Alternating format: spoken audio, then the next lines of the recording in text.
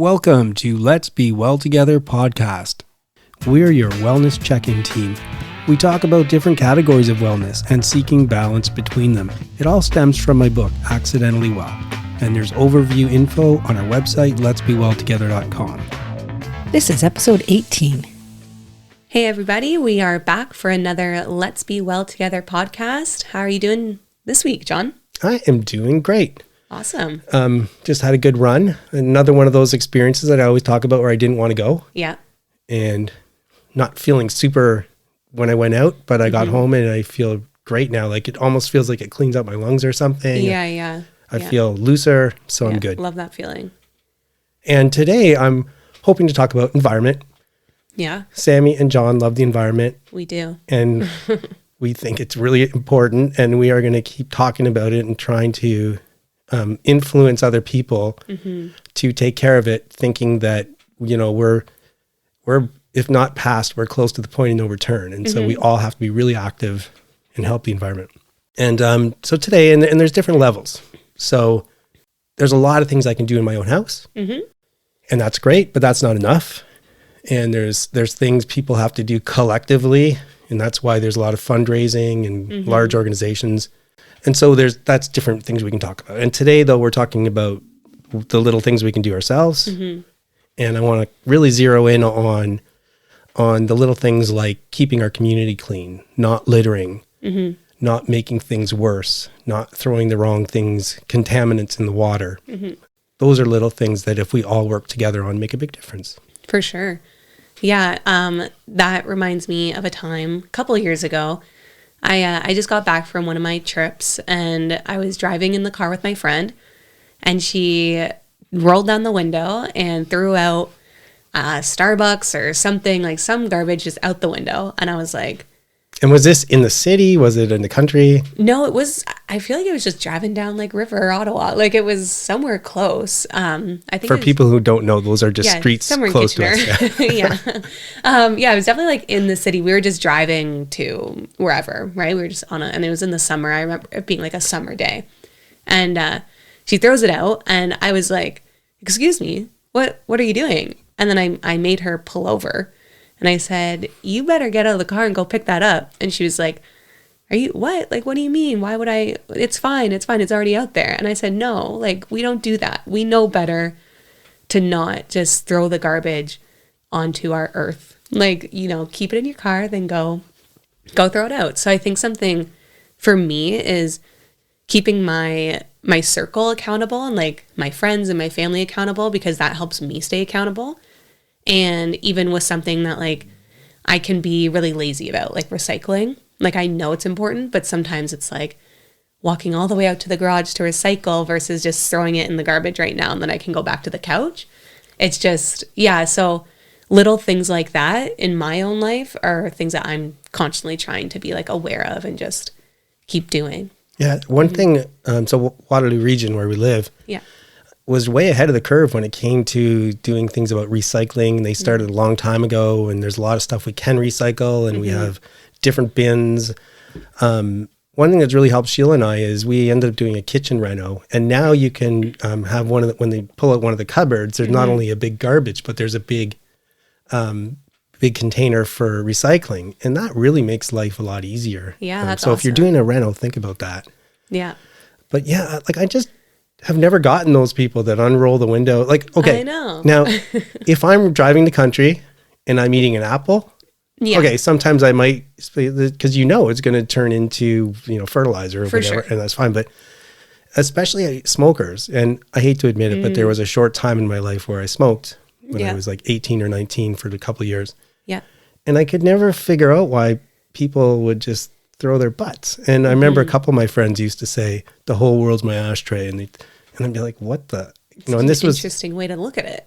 and this was back in the 80s. Right. Yeah. Before people were tuning in more and more. And I often see people just throw their cigarette butts out the window. And I'm like, what even goes through your head?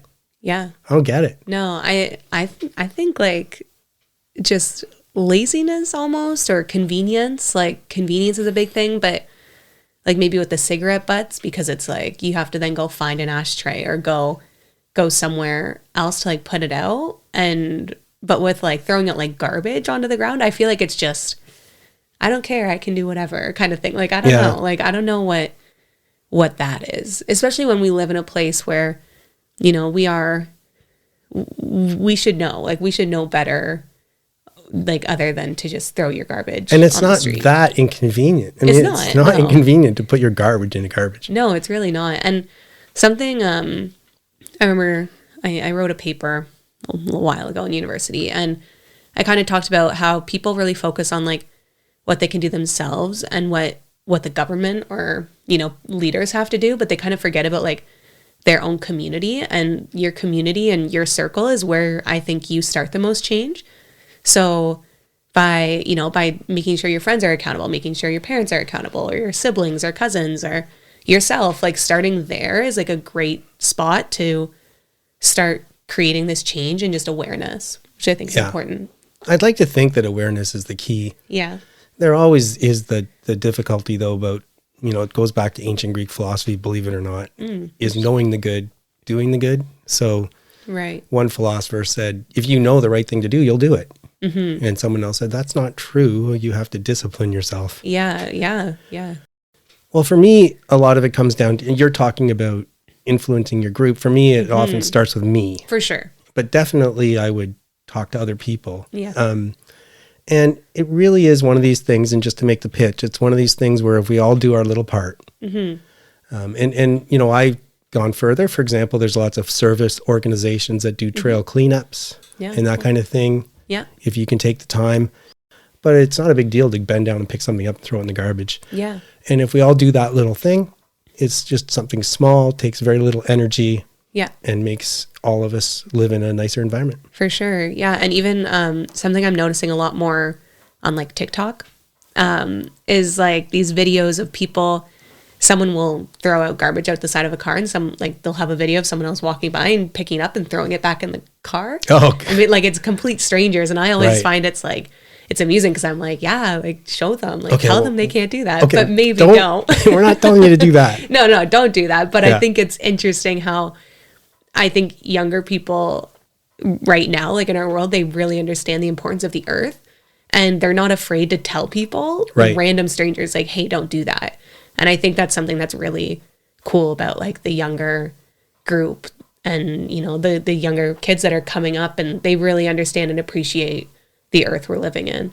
Yeah. And I hope they take it to heart and start working together, because really, I mean, at the end of the day, they're not even the generation that's really in peril yet. It's still a couple down the road. Yeah. Although, you know, even now the way the weather is changing so dramatically, probably closely related to global warming and other things. So it is impacting us now, but it's a couple generations later. And I think something else that's important is that the millennials, they're the ones who are now going to be going into these like CEO roles and these higher up roles. And, you know, the millennial group, like, I'm a part of it. And I think, like, specifically, we need to remember, like, that we know the earth, and that, like, our current ways need to change. So as you move into those higher roles, that you need to continue that way of thinking and influence the people that are under you or in your circle and all of that. So yeah, that's a good place to end. And so you're going to hear us continue, because we're going to actually, we don't do much harping on this show, but we're going to harp on the environment. Yeah. Because it's really important. And in my respectful position, if you don't have environmental wellness in your own home, in your own town, in your country, and around the globe, it puts all the other wellness in peril. So let's hopefully think about that. For sure. Guests are giving their time, expanding our minds. We're back this week in the area of environmental wellness, and we're welcoming back Tova Davidson.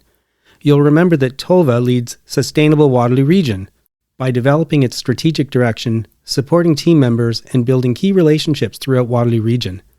Sustainable Waterloo collaborates with organizations in the region to drive change locally and provincially to help our environment. And Tova pointed out to me something I didn't know about, which are the UN 17 Sustainable Development Goals. And I'm going to include a link to a document that explains those in the show notes. And there's no way that we could cover all of them today. There's just too much content. So I invite you to go and have a look and learn more about it. But in the meantime, to give a flavor of the Sustainable Development Goals, which I think people say SDGs. That's it.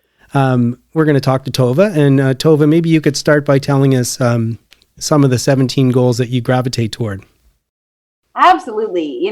I love the UN SDGs, Sustainable Development Goals, because they are a set of goals that we as humanity need to move forward. Everybody, every single human, every organization needs to move these forward to have a just, clean, prosperous, healthy future on this planet. And so my favorite goal is the 17th goal. And the 17th goal is called Partnership for the Goals. And what that means is that we can't solve any of the 16 other goals without moving all of those goals forward. And that they are all interrelated to each other. And, there's your image that you use, the Let's Be Well Together image. And that's a beautiful sort of similarity in the SDGs, that they are all in your image folded together. Same thing. It's all linked. And the 17th talks about how important it is to consider these as a totality and to move them forward together. Yeah, and just for the listeners, Tova's talking about the logo that you'll see on our website. It's kind of a pinwheel logo, and we're trying to show the interconnectedness of areas of wellness. So the 17th, I'll just read it. It says, revitalize the global partnership for sustainable development. And so, Tova, can you think of how some of the interconnections work with some of the other goals? And I have them here too. If you need me to read any out, I can. Sure. So I want to start actually by just giving some understanding of, there's two that are very closely linked to work that we do at Sustainable Waterloo Region. The 11th is sustainable cities and communities, and the 13th is climate action. And so those are the ones, as well as three others that most people would consider to be our area of focus. And without a doubt, they are. And they are for a number of reasons, just to set some baseline understanding. A lot of people look at the gross emissions of countries around the world and see Canada as very small and think we're all good and think Canada has an environmental halo. And of course, we've got lakes and trees and forests. We're wonderful. Yeah, and the air is clean and we're outdoorsy, all that kind of stuff, right? Yes. We don't have anything to worry about here. Right. Not true. Oh. Most people don't know that Canadians have the highest emissions per capita, per person, of the entire G20. In fact, we are 3 times higher than the average of the G20. So that means we are actually the worst emitters in the whole world per person. The only reason our gross emissions look small is because we don't have a lot of people. So we can't use the excuse that we live up north and we have a lot of winter and there's other, I guess, winterized countries in the G20. Yeah. Well, Germany. Right. I mean, Germany's cold, right? They don't have that. We are the worst in the world. What are we doing? What are some of the things we're doing to be the worst? Well, we have a very car culture, very car dependent culture. Very few places in the world besides North America are as dependent on personal vehicles. Because we are an affluent country, we have a diet that's highly animal product based. And the emissions from the full cycle of animal agriculture are incredibly high, to the point where they're almost as high as vehicles. And in fact, Waterloo Region vehicles, I was saying vehicles earlier, 49% of the carbon footprint of Waterloo Region comes from transportation. The last one is that we are extracting fossil fuels from the oil sands, and it is dirty and resource intensive to get that out. So we're creating, this is the bitter irony, high carbon emissions to pull out fossil fuels, which are going to create carbon emissions. It's a bit of a make your head explode if you work in the environment. Yeah, no, it's very sobering. I mean, part of me wants to make a joke about it, but I'm actually taken aback by what you're telling me. Well, and actually the other thing is that we think, even if we're the highest emitters, that it's not impacting us in Canada. But Canada is actually warming at twice the rate of the rest of the world. Oh. We're warming faster than anywhere else. So this is real, and it's right here. So there's a duty to everybody around us to actually make this change. But when we talk about that climate action change and sustainable cities and communities, this isn't just about the planet. And I think it's really funny. A lot of people assume, as an environmentalist, that I'm worried about the bugs and the bunnies and the trees. And in fact, I am. I love them. But I'm more worried about the survival of humanity. The Earth will bounce back. I'm not sure we will. And there's actually a movement that started out of the UK called Extinction Rebellion. Have you heard of it, John? No, I have not. It's actually fighting against human extinction, saying if we have to rebel against climate change and all of the infrastructure and the systems that create climate change for our own species survival. So yeah, and I don't want to overstate it, but again, I keep coming back to this on the show, which is I really do see it in those terms that we have inflicted harm on the environment over the course of centuries, but mostly in the last century or two. Mm-hmm. And we have a responsibility to fix it. And if we don't, bad things are going to happen to the planet, and we need to do something about it. 100%. And it is science-based. All of this is science-based, even when people want to argue that maybe it's not rooted in science. It really is based in science. And if you look at the scientific community, they 100% agree. The other thing to remember, too, is that it is the affluent who have created climate change, and it is the less privileged who are more impacted by climate change. And so it's the people we need to worry about. And when you say that, are you saying, for example, first world versus third world? Is it happening in Canada? How are you seeing it? So the answer is yes and yes.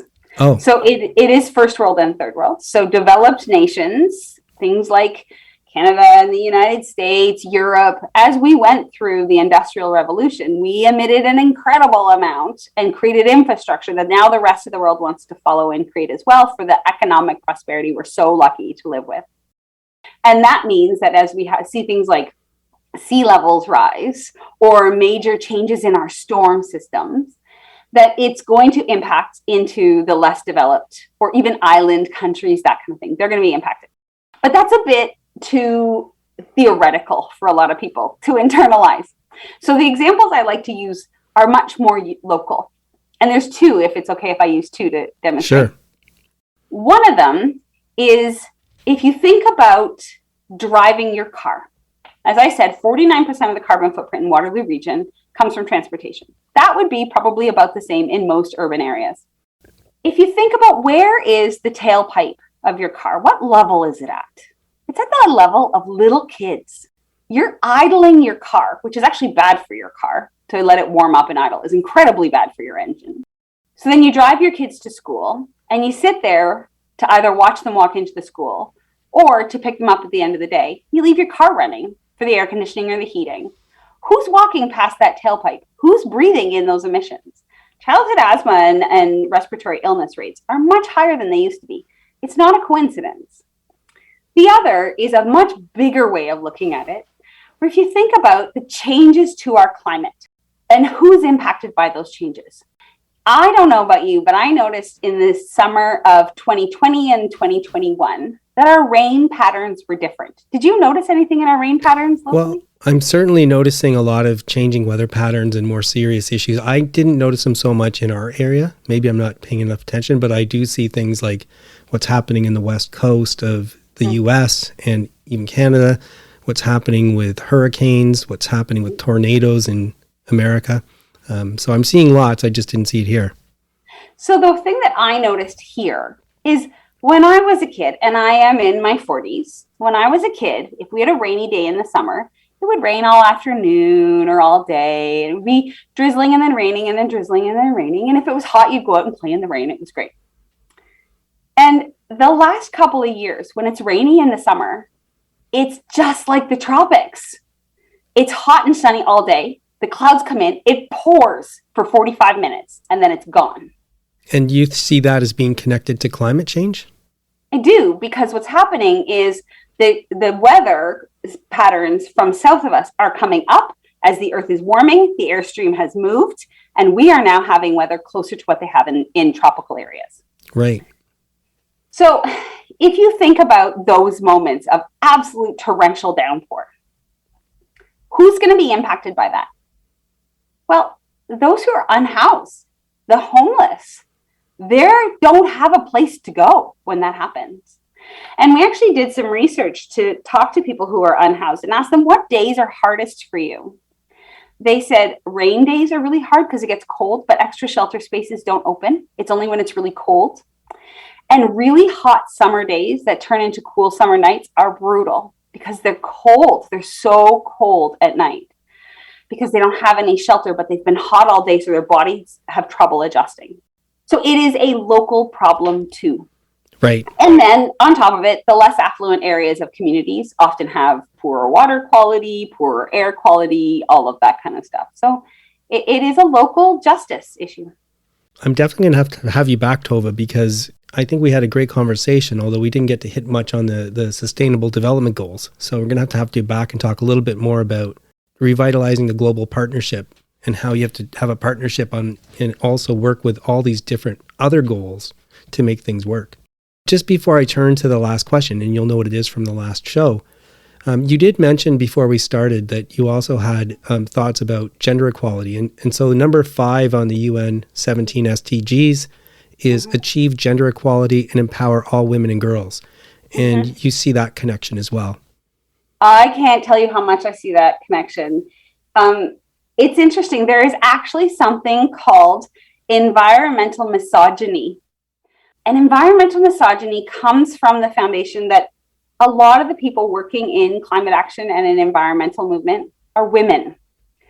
But to be able to change our systems to get to a low carbon future may take power away from those who hold it now, which is traditionally men. So, it is actually changing the balance of power. And so those two are so closely linked. On top of it, in developed nations, when climate change starts to happen and people's livelihoods start to change, often what happens is the men will leave rural areas or their home communities, go to the city, look for work. The women are left at home to care for the family, care for the children, make the food, care for the home, do all of that. And so the weight of climate change rests on the shoulders of the women. So they are so closely interlinked. And if we can raise up women's education, girls' education, we can then create a more prosperous economy, which means that then they can get out of that base level of Maslow's hierarchy of needs and get up into areas of environmental considerations and all of that sort of thing. Well, the one thing that's obvious to me when I look through these goals is there is a lot of work to do. Fortunately, I'm one of these optimistic people that believe that a community of people working together can achieve great things. So if I like your thought that if we all start working on these objectives collectively, we can really make things better, and we really should. I think so too. Okay, so we're back. Now, you know what the last question is. We're always trying to find balance between so many areas of wellness. And I've identified the 8 that are important to me. I'm sure different people would have different categories that they gravitate towards. But for you, can you think of any area of wellness that you're neglecting right now? And if so, can you think of even one activity that you could do to foster wellness in that area? So I'm looking at your logo. And the social one, I think, is something that a lot of us during the pandemic are struggling with. And as all of the restrictions are starting to lift, I actually am feeling a fair amount of anxiety of getting back to things that I love. And a lot of those things are social. I believe in community. I think, and you do too, John, that is where our future lies and where our wellness lies. And so that idea of like that social wellness and feeling comfortable and that social anxiety is something that's hitting, I think, a lot of us, including me right now. And the thing that I'm finding I need to do is to start to build bubbles of people where I know vaccination status, I know lifestyle things, and baby step back in. And where it's a safe place to be like, oh, I'm kind of concerned about this. Can we just check back in? Can we all do some rapid testing? Can we all do something to alleviate that social anxiety, to ease back into what we really truly are as social beings? In terms of context, we're recording this show now, but it probably won't air for a couple of months.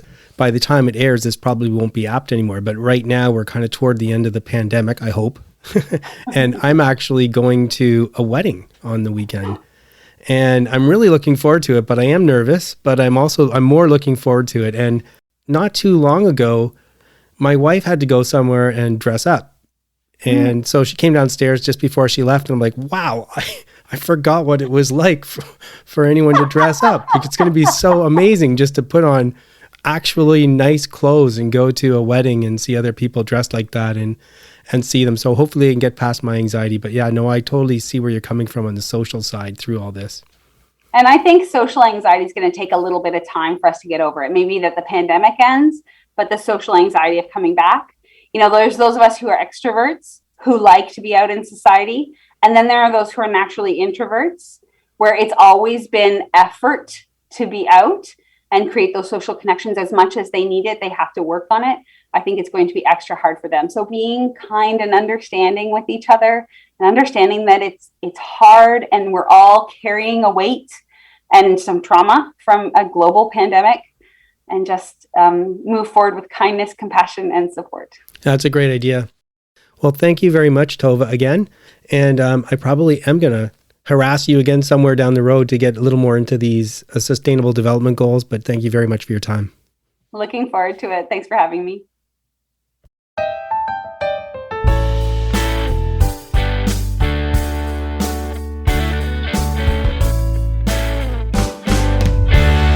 I'm Cameron, and welcome back to another installment of The Adventures of the Starving Artist. This week, I am tired. You might be able to hear it in my voice. I'm still playing catch up on sleep a little bit, but it's okay. It was all for a good cause. Over this past long weekend, I had the chance to get back together with my band, Shy Harry, and we finally got to play together for the first time in way too long. And it was for a wedding, which is always a fun time. You might remember that most of my band lives in the Cambridge and Kitchener-Waterloo area, and I'm living up in Ottawa right now. So immediately to get anything happening, there's got to be a big drive. So Friday morning, I loaded up the car and headed down back to Cambridge. Pretty smooth sailing. Toronto's always a bit slow, but we made it through. I reunited with an old student of mine. Old as in past, not old as in age. She's just 8. But we had a great time connecting again and did some piano lesson stuff, and that was really fun. And she actually drew me a portrait of me, which is now hanging on my fridge.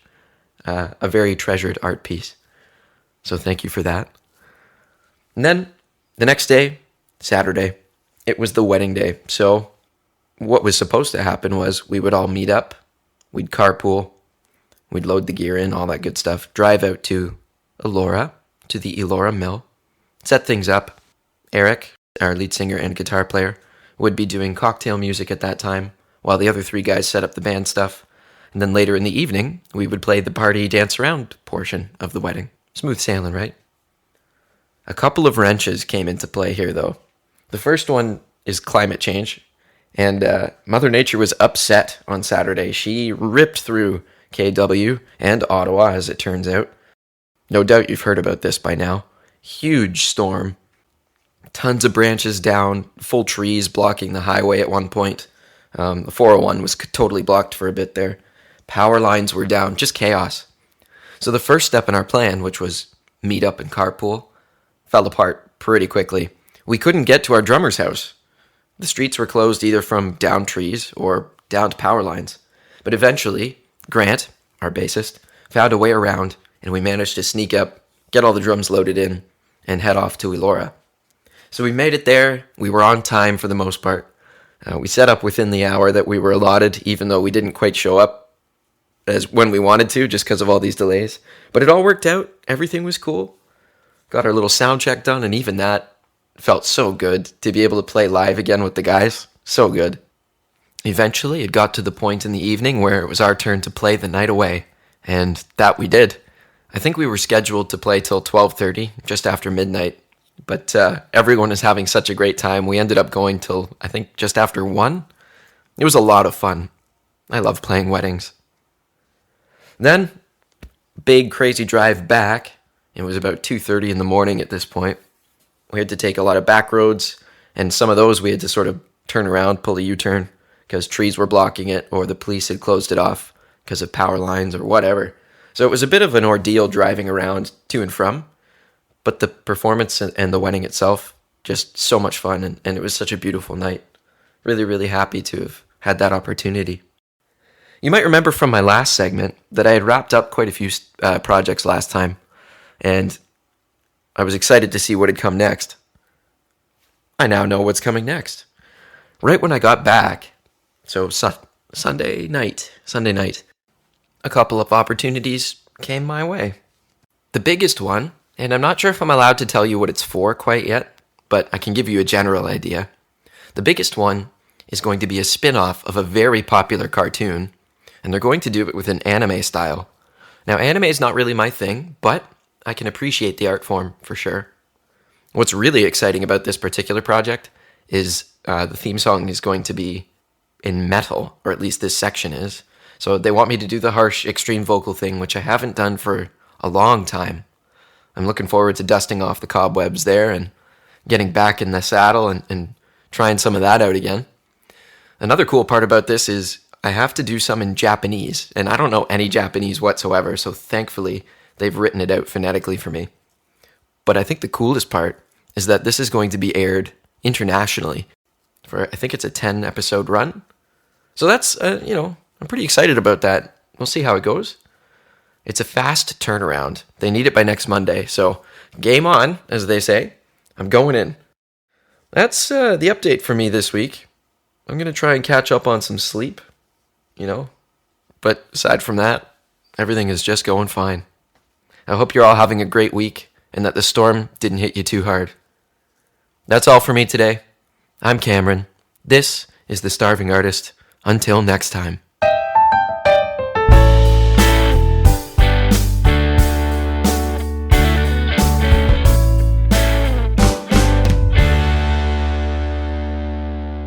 If you like what we're doing and enjoy the show, please spread the word about us.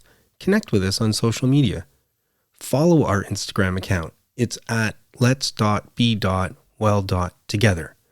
Please also subscribe to us and rate us on your favorite podcast platform. Move that body like we're meant to do. And it's John and Sheila with Move Your Body. And what are we talking about today? Well, when we opened our pool, it reminded me how much I enjoy swimming.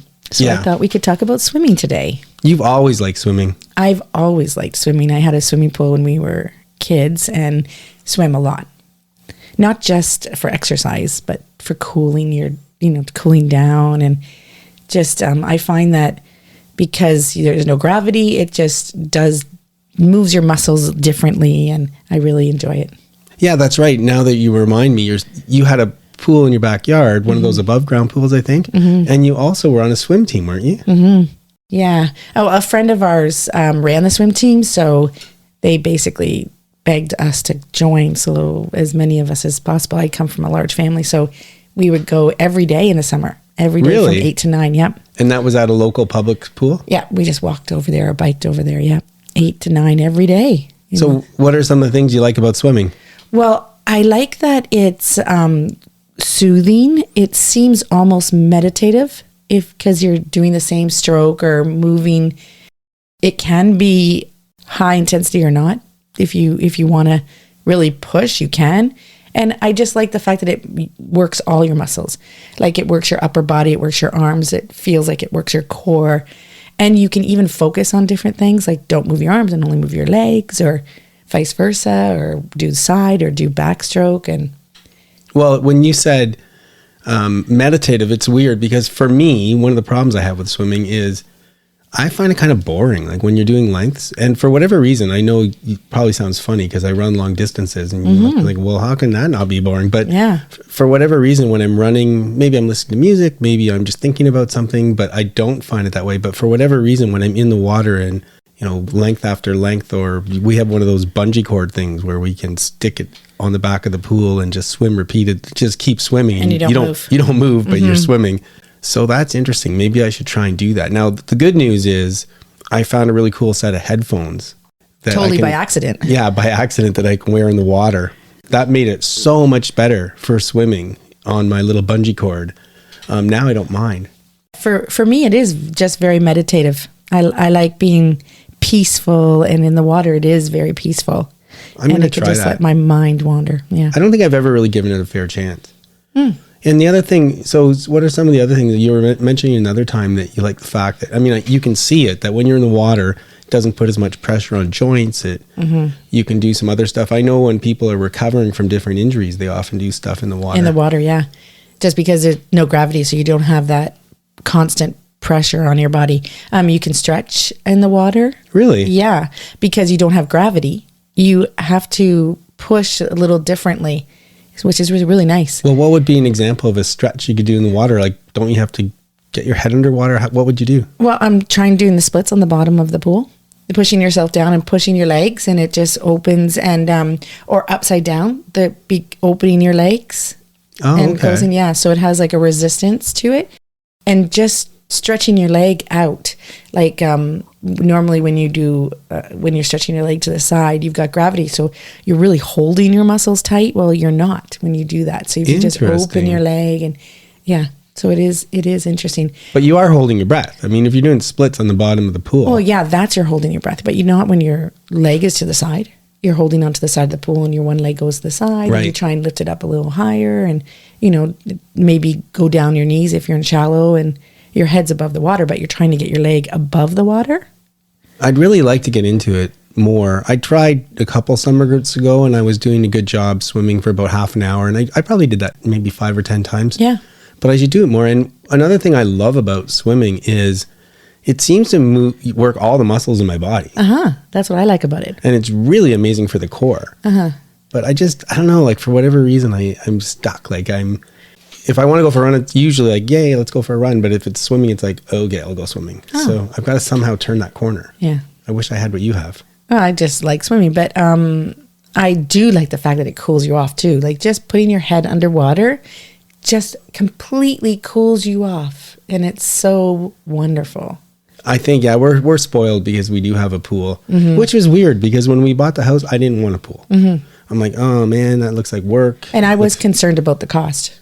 Yeah, the cost of keeping it. Yeah. But we liked the house, so we kind of took the pool with the house. Yeah.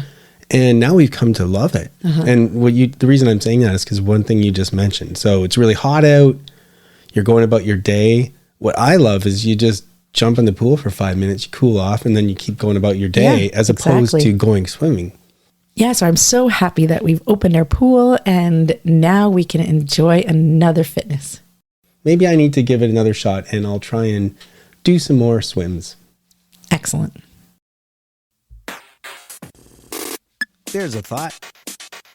Popped up while running. The thought that popped into my head today was the difference between complex and complicated, which goes back to my school days. I like that thought. It came to me today that it's another good way to explain the approach I'm trying to take.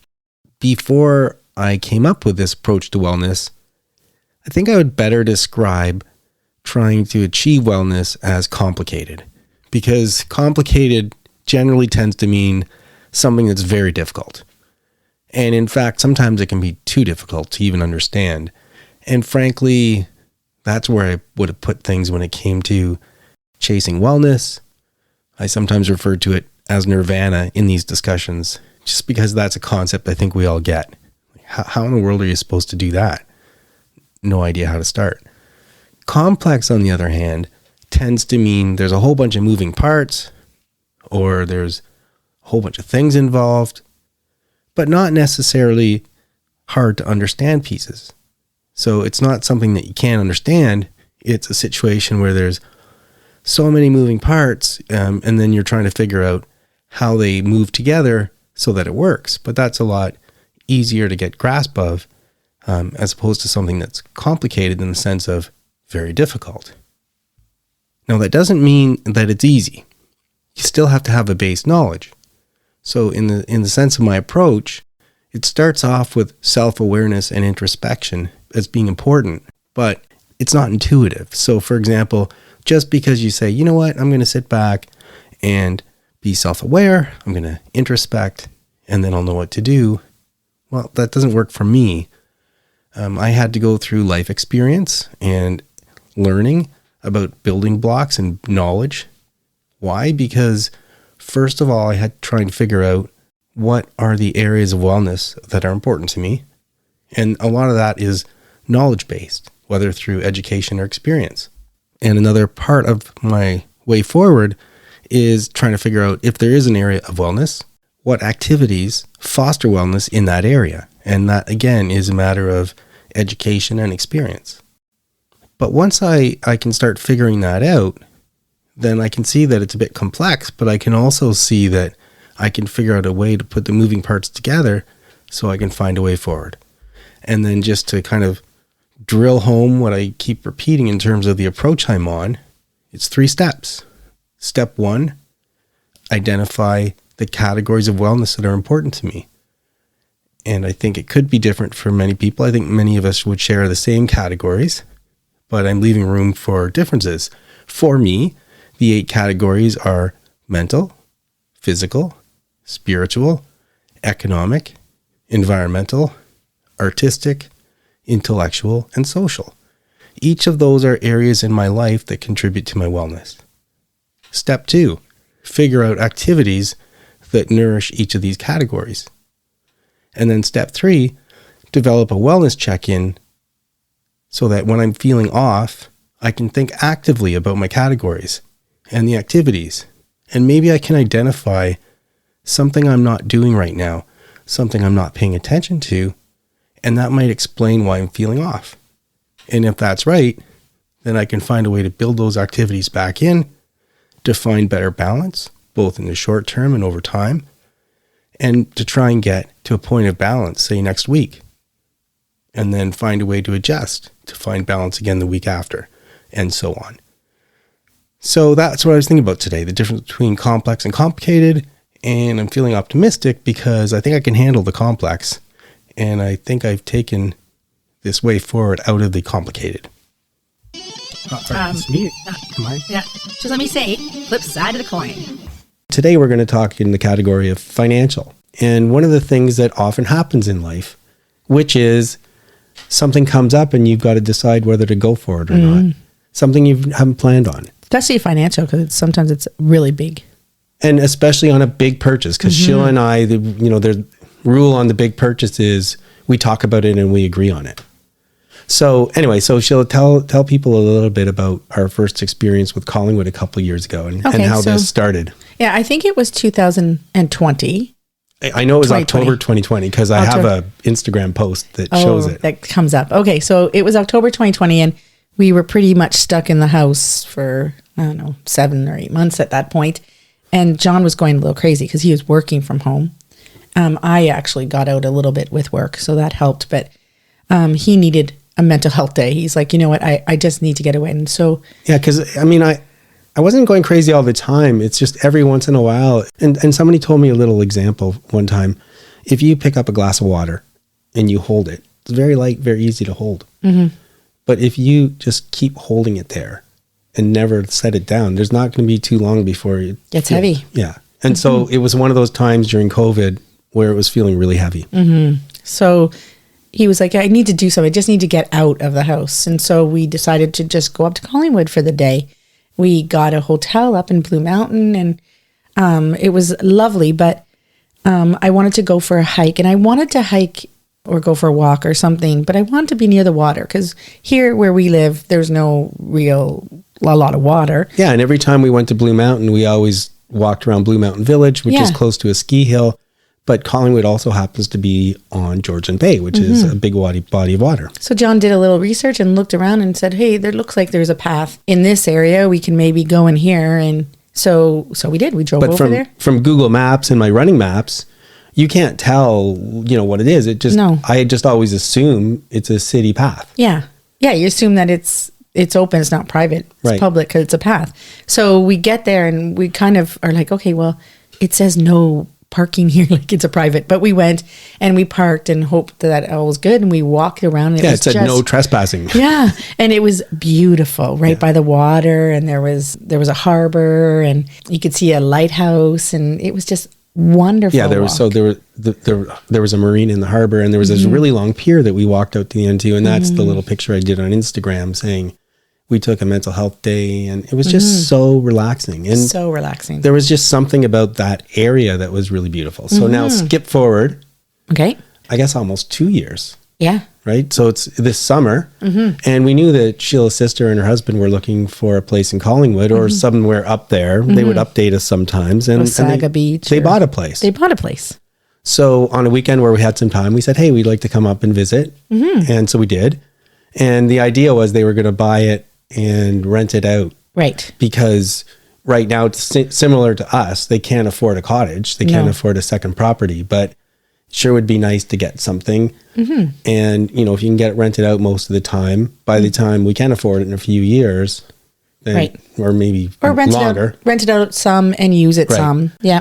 That's at least doable. Something I never thought of. Right. So we get up there and we pull in, and guess where we pull in? The exact same spot where we had that such beautiful, relaxing hike. Yeah. And then we realized so many other things about it, because it's like a condo development, and Yeah, it was and so then when we learned more about it, so first of all, the condo itself was pretty beautiful, really chalet type, and they did an amazing job fixing it up. It looks gorgeous.